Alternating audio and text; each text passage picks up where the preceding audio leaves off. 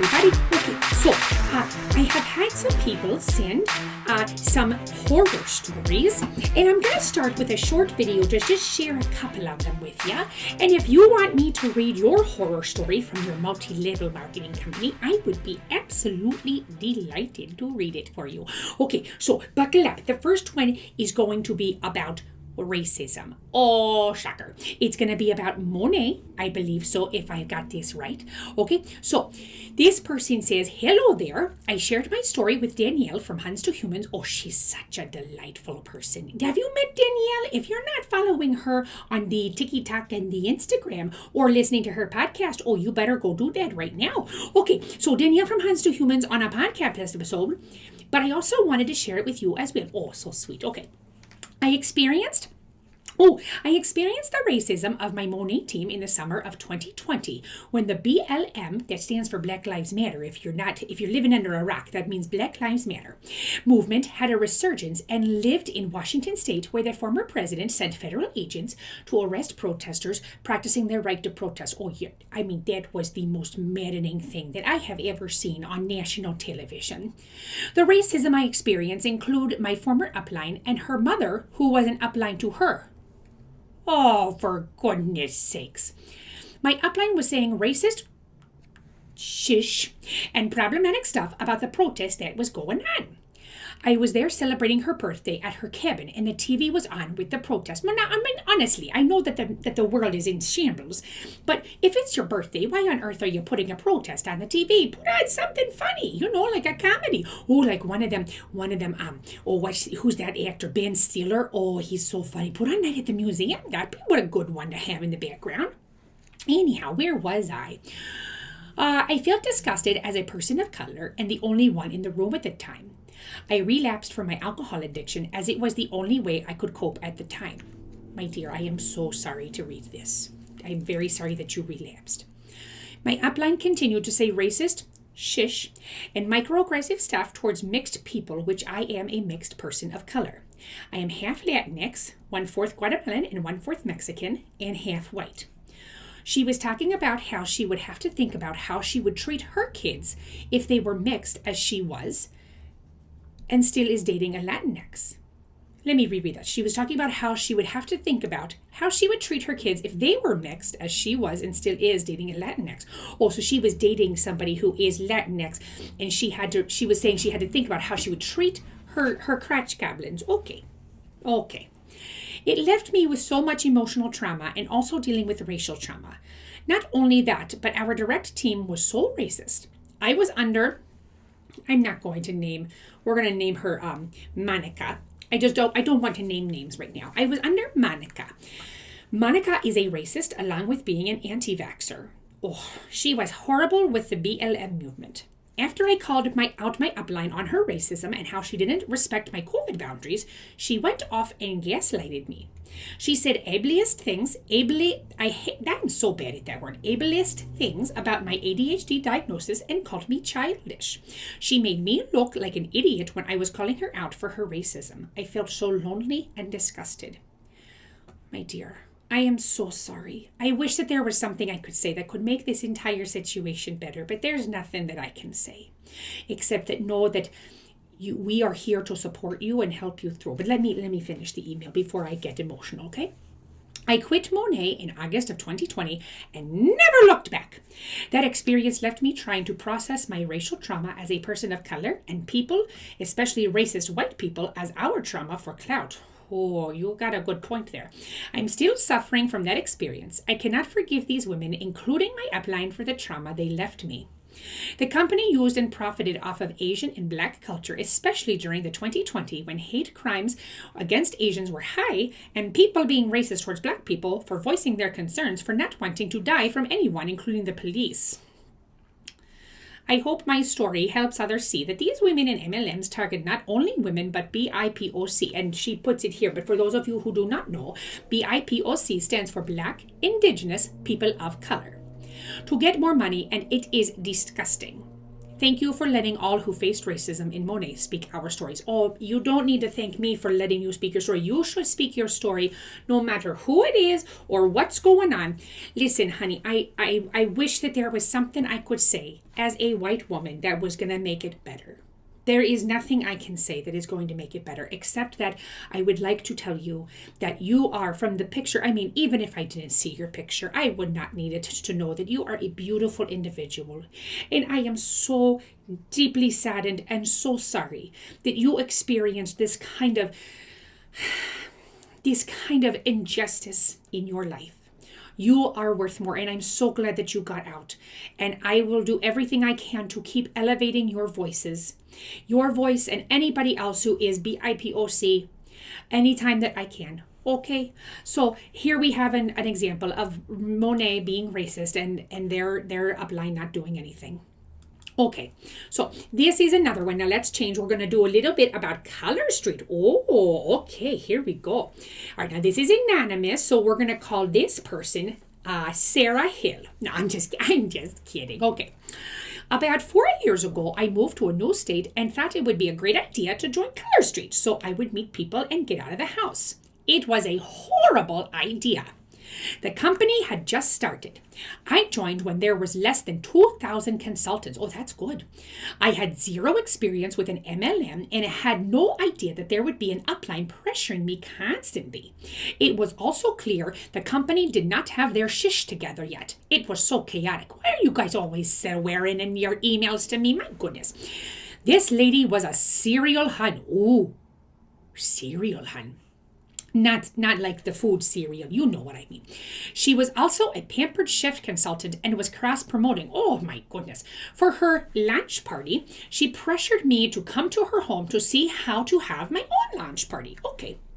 When I got there were only 2 people there.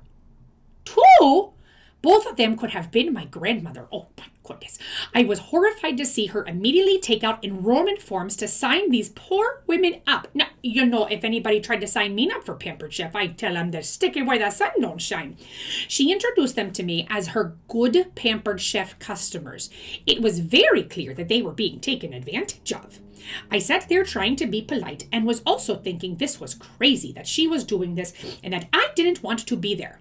She couldn't get the back office to take their information for signing them up, and her husband took her laptop, set it in front of me, and very rudely told me to figure it out somehow. I pretended to be tinkering around and said, nope, it's not working, because I wanted nothing to do with this. And then took the forms and wrote them down. Boy, that sounded like I had an Irish accent there. And she then took the forms and wrote them down only. I'm going to start that sentence over because boy, oh boy.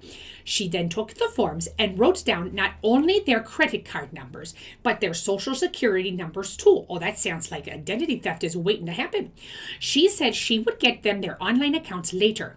She then went into a Pampered Chef presentation and tried to sell the 3 of us the cookware that she baked the coffee cake in that she served. Oh, that's sneaky sneak. I immediately said I wasn't feeling well and left.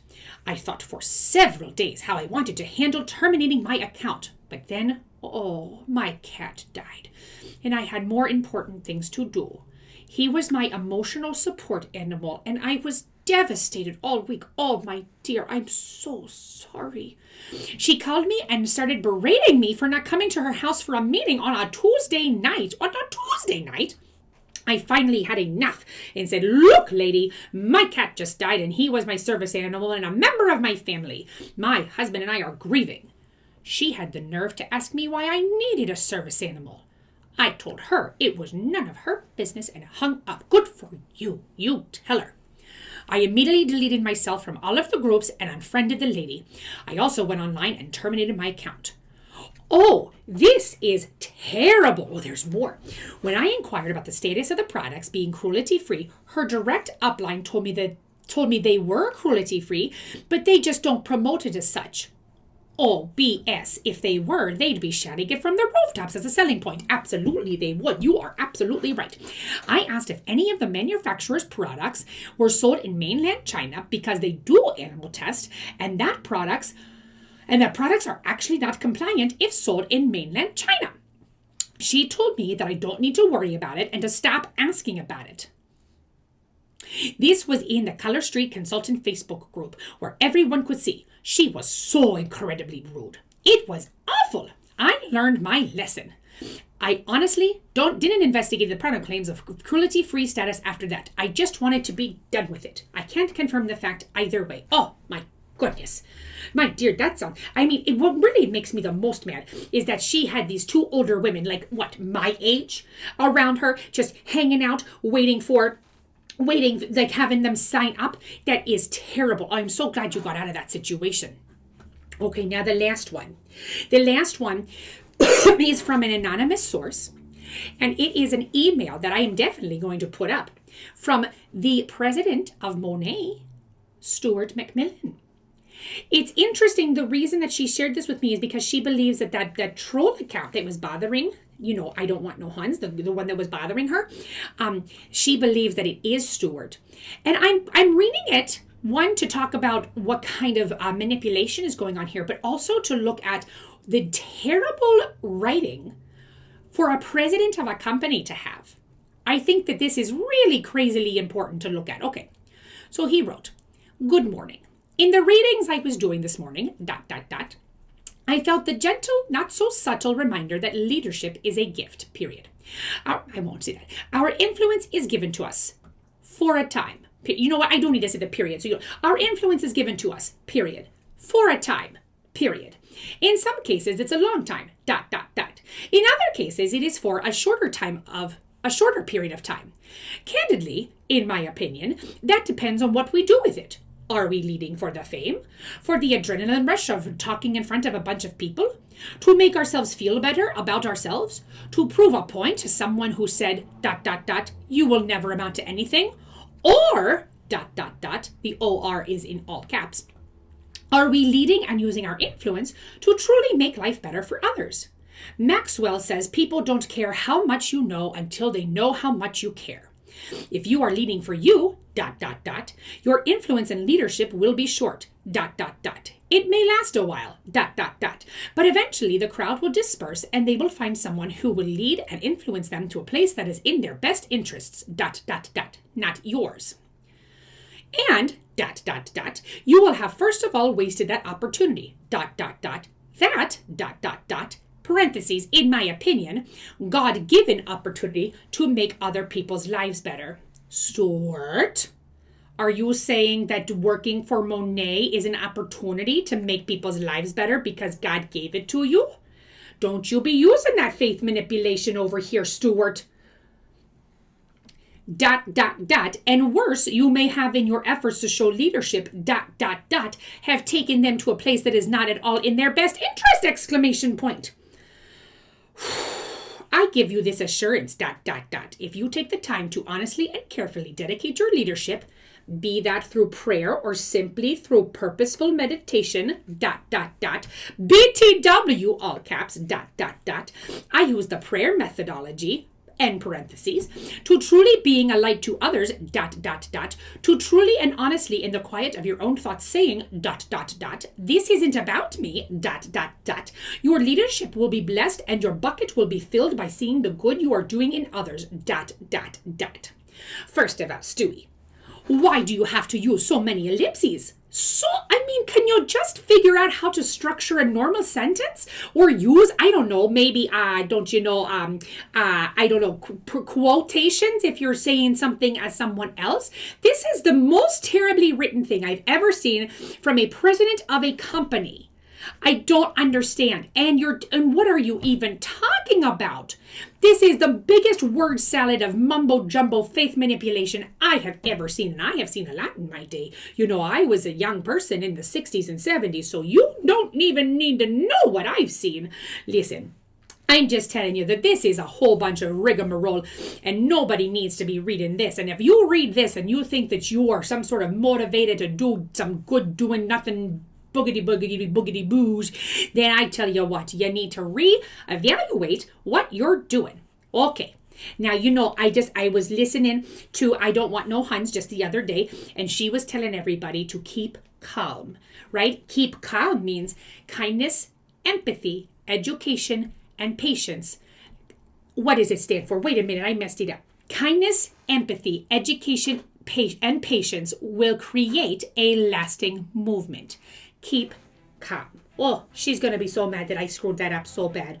Okay, so if you've got something that you want to share with me that I can read anonymously for you so that people can hear their experiences, if you're just not ready to post it on your own YouTube channel or on Instagram, please absolutely send it to idon'twantnohunts@gmail.com. Okay, you all have a beautiful day, and remember, keep calm.